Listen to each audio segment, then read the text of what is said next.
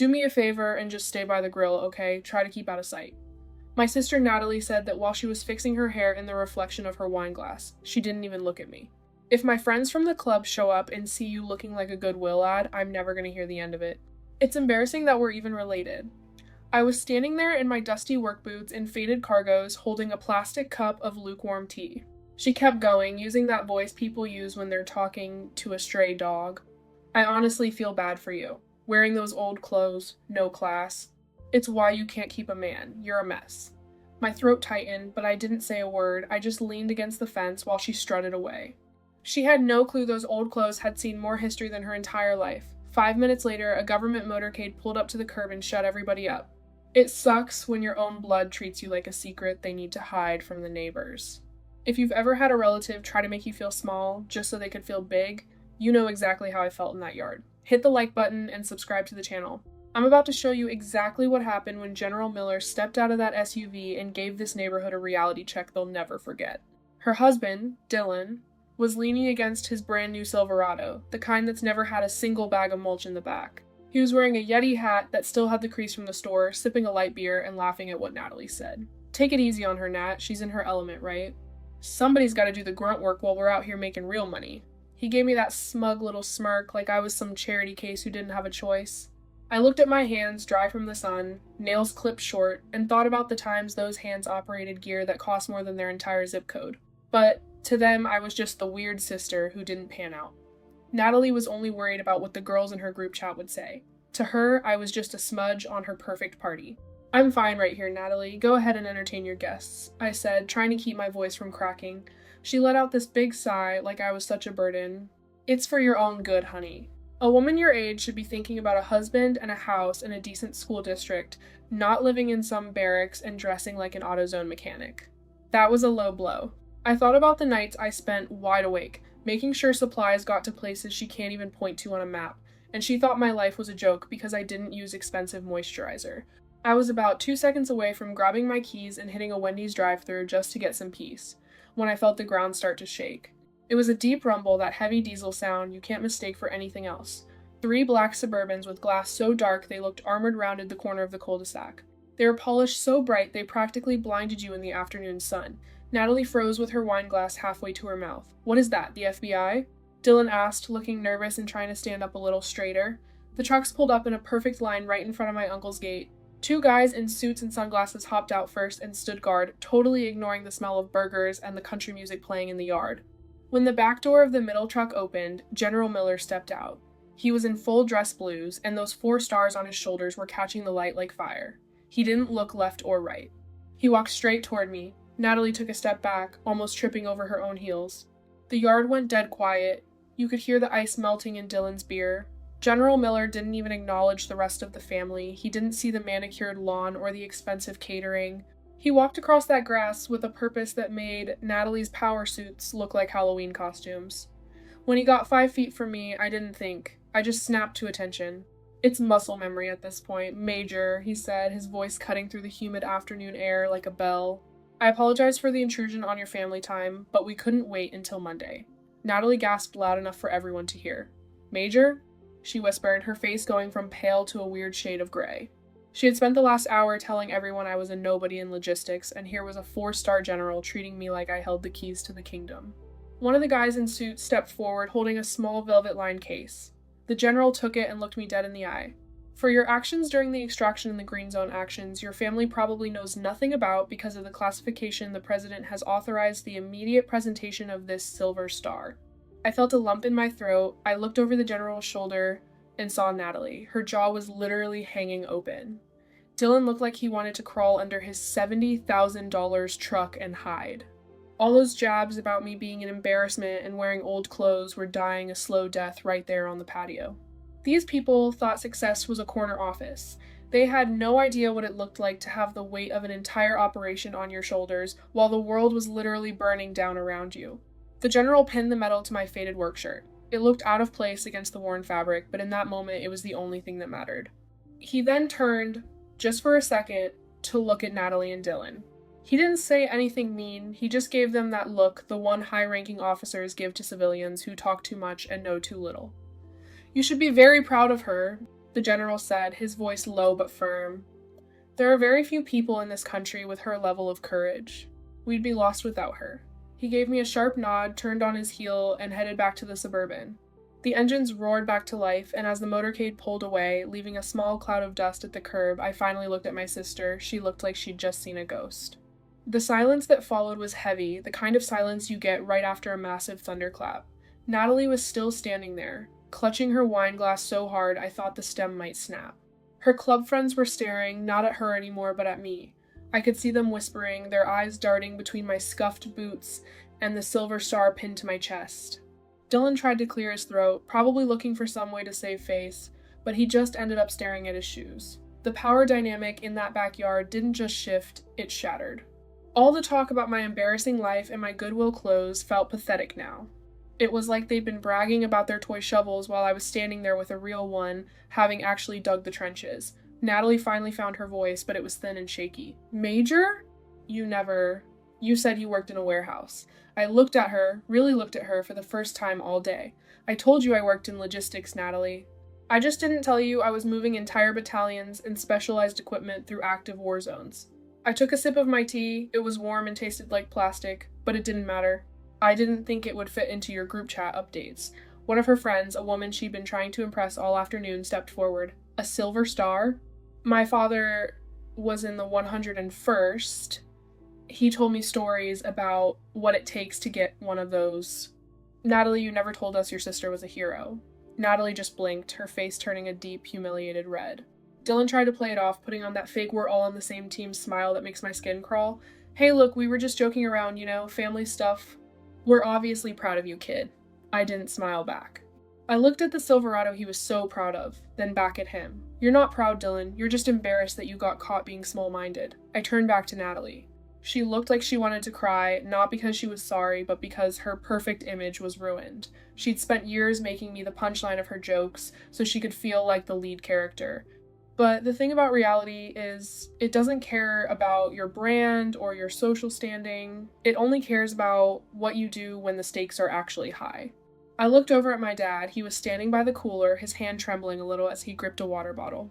He looked at me with eyes I hadn't seen in years, eyes that were wide with a mix of shock and a sudden, crushing guilt. Sweetie, he started, his voice cracking. We had no idea. You always said things were quiet. I realized then that my silence hadn't just protected the mission, it had allowed them to believe Natalie's version of me.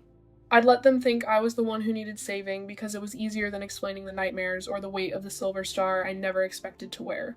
My mom walked over, her eyes wet, and tried to touch the metal. She pulled her hand back at the last second, like she was afraid it might burn her. I didn't say anything because I didn't want you to worry, I said, my voice low so the neighbors wouldn't hear. While Natalie was picking out granite countertops, I was deciding which route had the fewest IEDs so my drivers could get home to their families. Natalie flinched like I'd slapped her.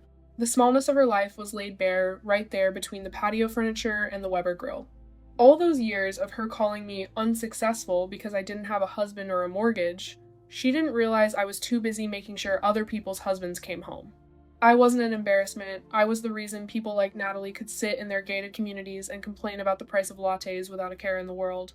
The party was pretty much over after that. The music was still playing some old George Strait song, but nobody was dancing. Natalie's friends started making excuses to leave, giving me these awkward, respectful nods as they headed for their SUVs. They didn't even look at Natalie. She was just standing there by the hibiscus bush, looking like a little girl who'd been caught lying. Dylan had retreated to the far end of the yard, pretending to be very interested in a loose screw on the deck railing. The power couple was gone. In their place were just two people who realized they'd been bullying a giant. I felt a weird mix of relief and exhaustion. The secret was out, but the price was seeing just how little my own family actually valued me until a general told them they had to. Natalie waited until most people had filtered out toward the driveway before she finally approached me. She didn't have that confident, corporate ladder stride anymore. She was walking like she was on eggshells. Why didn't you just tell me? She asked, her voice sounding small, almost pathetic. You let me sit there and say all those things. You made me look like an idiot. I almost laughed. Typical Natalie even now, it was about how she looked. I set my cup down on the glass-top table and leaned back. I didn't make you look like anything, Nat. You did that all by yourself. I didn't tell you because I don't need your validation. My life isn't a trophy for you to brag about, and it's definitely not a punchline for your jokes when you're feeling insecure. She tried to pull that old sisterly card, her eyes welling up. I'm your sister, I just wanted you to have a normal life, with a guy in a nice place. I thought you were stuck. I shook my head. No, you thought I was below you. You needed me to be the mess so you could be the success. That's the difference between us. I spent my 20s and 30s learning that the most important things I do are the ones no one sees. You spent yours making sure everyone saw everything, even the stuff that wasn't real. I looked over at Dylan, who was hovering near the back door, looking like he wanted to bolt. You guys spent so much time worrying about the embarrassment of my clothes that you forgot to check if the person inside them actually respected you. The silver star felt heavy on my shirt, heavier than it did a few minutes ago. Natalie looked at it, then at me, and I saw a flash of something in her eyes. It wasn't pride. It was a realization that she didn't actually know me at all. We grew up in the same house, ate the same cereal, at the same kitchen table, but we lived in different universes. While she was chasing likes and promotions, I was learning what it felt like to have a human life depend on my next word. That medal, she whispered. What did you actually do? I felt a cold chill go down my spine as a memory of a dusty, smoke-filled street in the green zone flashed through my mind. Something I hope you never have to understand, Natalie. Now, if you'll excuse me, I'm gonna go help Dad with the trash. I started picking up the discarded paper plates and empty Bud Light cans scattered around the patio. It felt grounded, doing something normal after that whirlwind. Natalie just stood there, watching me like I was a stranger. My dad came over and started helping, but he wouldn't look me in the eye. He was moving slow, real slow. I'm sorry, kiddo, he muttered, reaching for a crumpled napkin. We should have asked more questions, Natalie was always so loud about her wins, we just figured you were struggling. That's the thing about being the quiet one. People fill your silence with their own assumptions. They assume because you aren't shouting from the rooftops, you've got nothing to say. I just patted his shoulder. I wasn't mad at him, not really. I was just tired of the script they'd written for me. Dylan finally shuffled over, trying to act like we were buddies again. He was fidgeting with his Yeti hat, looking everywhere but at the silver star. Hey, look, if you ever need anything, for the truck or whatever, just call me. I got a guy at the dealership. I looked at his shiny Silverado, then back at his face. Dylan, I've fixed engines in the middle of a sandstorm with nothing but a multi-tool and some duct tape. I think I can handle a Chevy. He turned red, that deep, blotchy red of a guy who just realized his manly hobbies are a joke compared to someone else's Tuesday. He didn't have anything else to say, he just nodded and retreated back to the house, probably to check his stock portfolio or whatever he does to feel important again. The sun was starting to dip below the oak trees, casting long orange shadows across the lawn. The neighborhood was quiet again, just the sound of a distant lawnmower and some birds. Natalie was sitting on one of the porch steps, her expensive dress looking wrinkled and out of place. She looked small. For years, she'd used her words to build a wall between us, a wall made of career goals and social status, but a 4-star general had just driven a tank through that wall without even trying. Success isn't about the title on your business card or the brand of your shoes. It's about who shows up for you when it counts, and what they say about your character when you're not in the room. Natalie was starting to realize that her room was actually pretty empty. I went to my truck, the old Silverado Natalie hated so much, and threw the trash bag into the bin by the curb. Natalie followed me out, standing on the sidewalk like she was afraid to step onto the pavement. Are you coming to brunch tomorrow? She asked, her voice cracking. It was the same place they went every Sunday, the one with the $20 mimosas and the dress code. I leaned against the driver's side door and looked at her. No, Nat. I think I'm gonna go for a drive. Maybe grab a coffee at that Greasy Spoon diner out by the base. She looked like I'd just told her I was moving to Mars.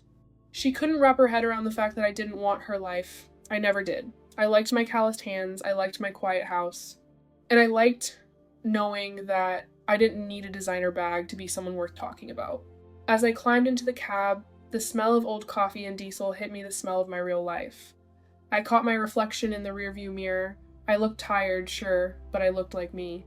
I watched Natalie in the side mirror as she walked back toward the house, her shoulders slumped.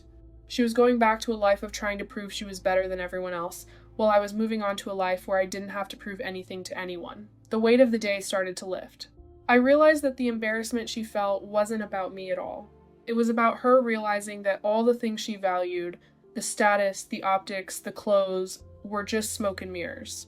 When the smoke cleared, she was the one standing there with nothing to show for it.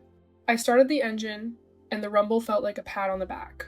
I looked at the silver star one last time before tucking the case into the glove box. That medal wasn't for Natalie to see, and it wasn't for the family to brag about at the next Christmas party. It was for the people who didn't make it back, and for the quiet strength it takes to keep going when nobody is clapping for you. I pulled away from the curb, leaving Oakhaven and all its petty judgments behind in the dust. My sister thought she was winning a race I wasn't even running.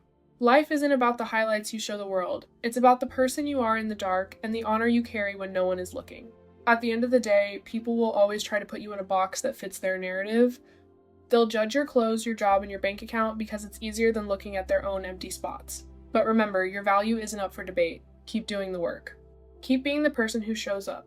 Because when the stars finally come out, everyone will see exactly who was shining all along. Sleep well tonight knowing you're exactly who you need to be.